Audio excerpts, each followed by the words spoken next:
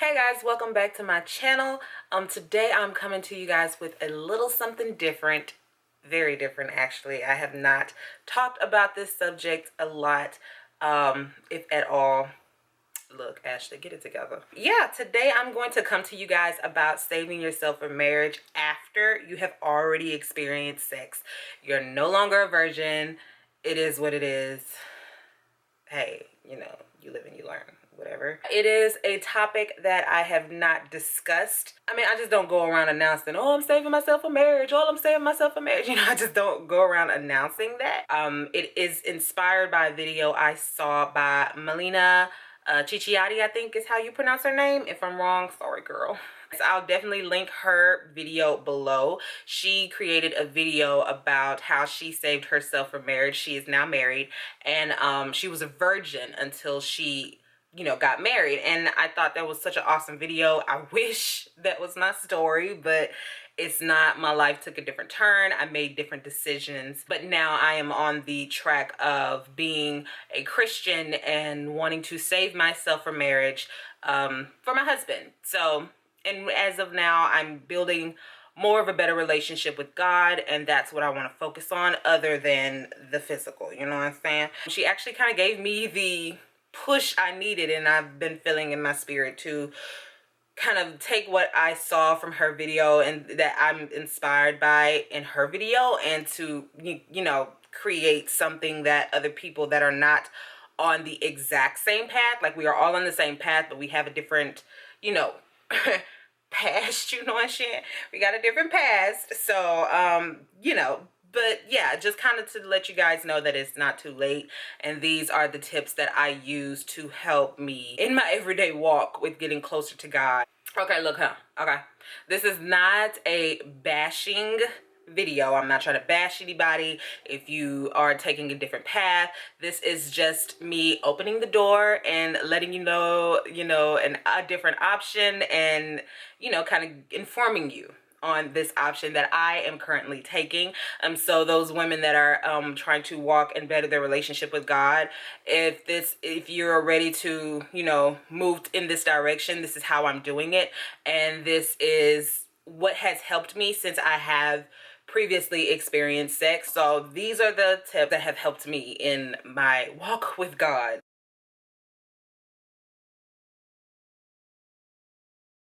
Okay, the first thing that I decided to do after trial and error was to make that commitment to God and make this commitment to this path and not waver from it.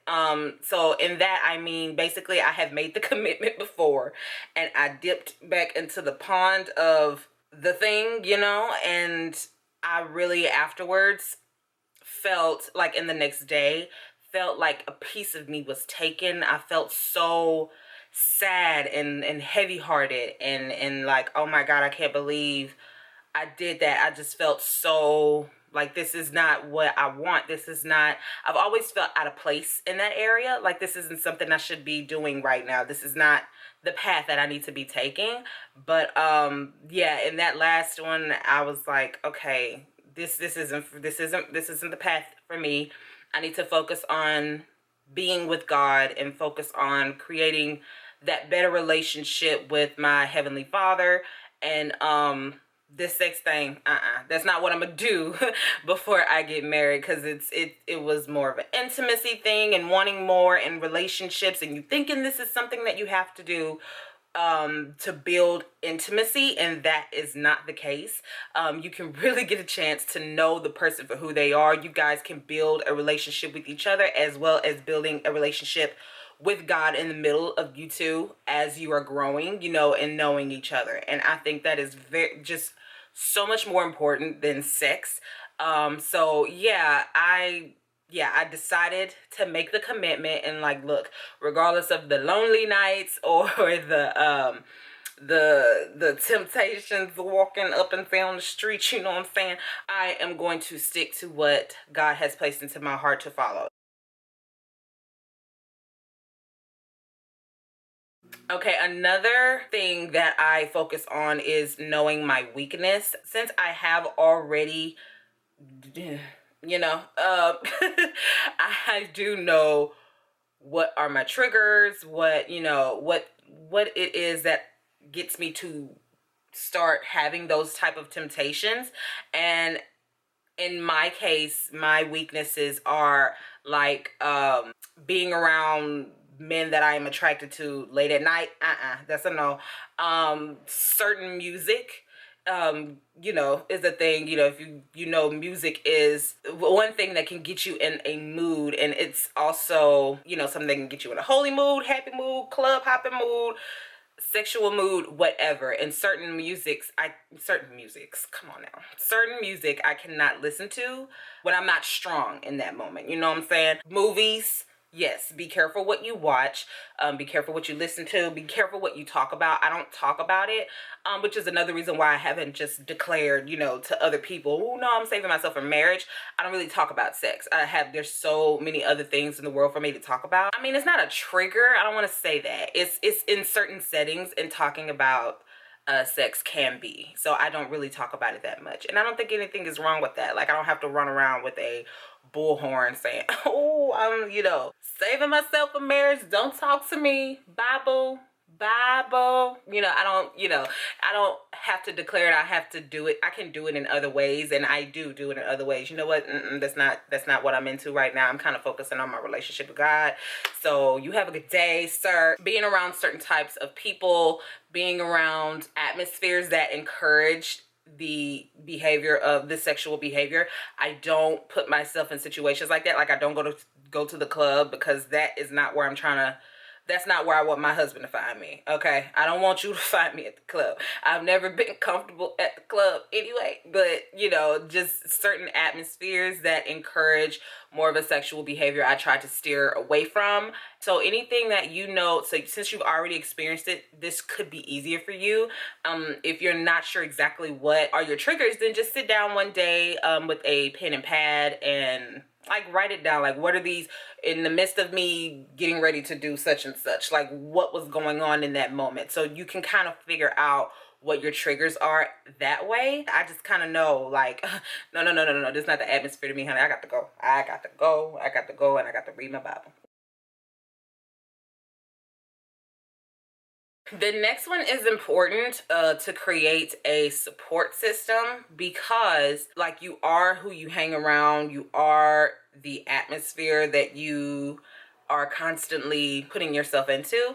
And so if I'm trying to keep a good relationship with God, I hang around people that are on the same path.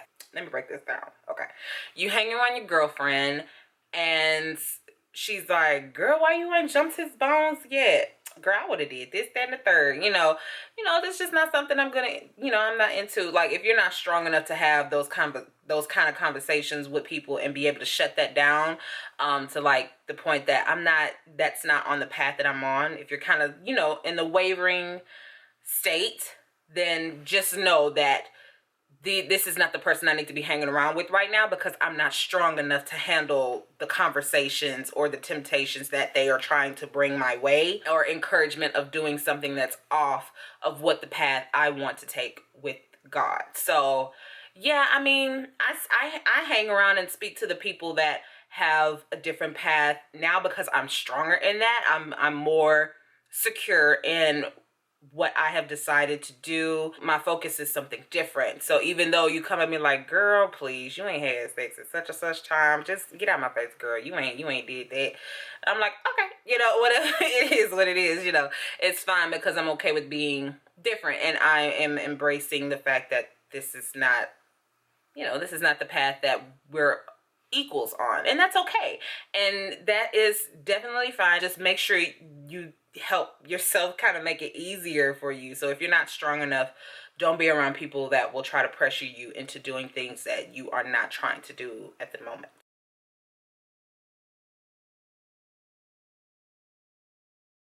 This actually goes hand in hand with the the tip that I said earlier about, oh, create your support system. Go to places where you want your husband to be, I guess. If you don't want to have a club mentality husband, then don't go to the club, because that is what you're going to attract there. If you want to have someone that is more, has more of a godly mind, he's more worried about the, path that he's on with God and building a relationship and making sure that relationship is strong and intact, then go to church. They have church functions, they have church trips. Pretty much date someone that is on the same path as you. It makes it so much easier when it comes to the temptations. You guys can create a schedule of, meeting each other. You guys can be one-on-one with not meeting each other at night, or not having, not coming to each other's homes at a certain time, or with no one else there. Stuff like that. You both can be in agreement on the types of things that will help it be easier for you guys to stick to not having sex before marriage. A lot of people may just date to date, or date just to sleep, or date just to have numbers, and you don't want to be confused in that. So definitely pay attention to the red flags. Like, if you feel uncomfortable because he's constantly kind of, hey sexy, hey babe, hey boo, stuff like that, and it's like, okay, thank you, but no, I'm good. Get to know where their mind really is, and just be like, yeah, we can definitely continue dating, or you know what, this may not be something that I need to get into.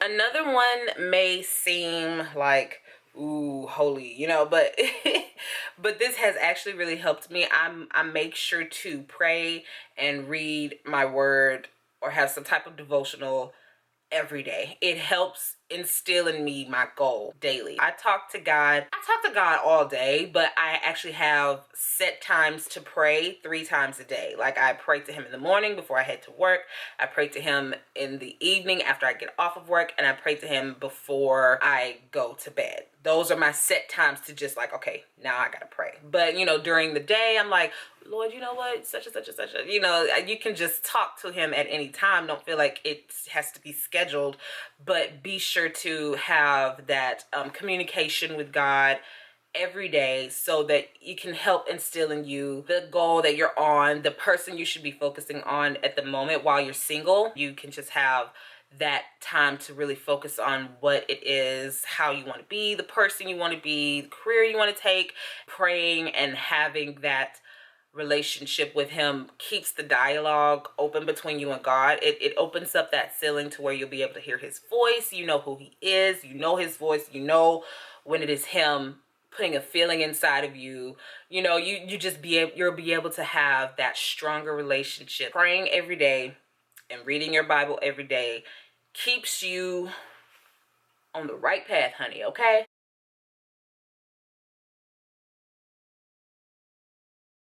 Finally, believe in God's word and know that all of this will be very worth it in the end. I am a firm believer that we are not born onto this world wrong. I'm a firm believer that we are not born into this world to be alone. I feel like God definitely blesses everyone with their significant other. As long as you wait on him, take the paths that he has created for you, that the one that is meant for you, the one that is your equal, you guys will cross paths, and he'll begin to work his magic, and you will actually begin to build a beautiful relationship based on your faith, family, and everything else you want to base it on. And not to say marriages are easy. Like, I feel like you will have arguments in every marriage. You will have tough times in every marriage. Every marriage is not easy, but I feel that with focusing on God, that it's setting my marriage up for great things. Like, I feel like the passion will be high. I feel like the connection, I will actually like my husband, and I will also love my husband. I feel like this is setting me up for a great relationship with my significant other later on in life, whenever God feels the time is right. And I believe that for everyone who takes this path, your marriage will be blessed. It will definitely be blessed because you put God in the middle of it, and you have based your growth in your relationship on God and how, you know, things are going to go for the future. But I hope this helped you guys. I really hope this has gotten across the message I have wanted to give, I guess. It's definitely not too late if you've already experienced sex and you want to save yourself from marriage and build a relationship with Christ. It's definitely not too late to do that. Don't feel bad about the fact that you have already experienced it. You know, you're no longer a virgin or whatever. But yeah, it's that decision that makes it so special. I feel like he loves his virgins and non-virgins alike. What you have to offer is very special. You are worth it. You are a woman born from God, and you are worth waiting for. Allow him to get deeper in a relationship with God in order to find you, so that when you go into that relationship in your marriage, you have the relationship with God to base that marriage on. So yeah, I just wanted to bring that to you guys. I'm actually probably going to not probably, but I'm actually going to talk a lot more about my faith. We all are not the same. All Christians are not walking around with their Bible clutched in their hands and throwing it in your face. That is not what I'm about to do. I just want to open the door for people that are interested in being a Christian and building a spiritual journey with God. And yeah, so I definitely want to open up that here at my channel. So if you guys like this video, hopefully you give it a thumbs up. If you don't, sorry, but but this is definitely something that I have been feeling that I need to do. And you can also subscribe to my videos below, and I hope you guys really enjoyed this video. Yeah, talk to me in the comments. I'm always there, and I will see you guys later. Bye.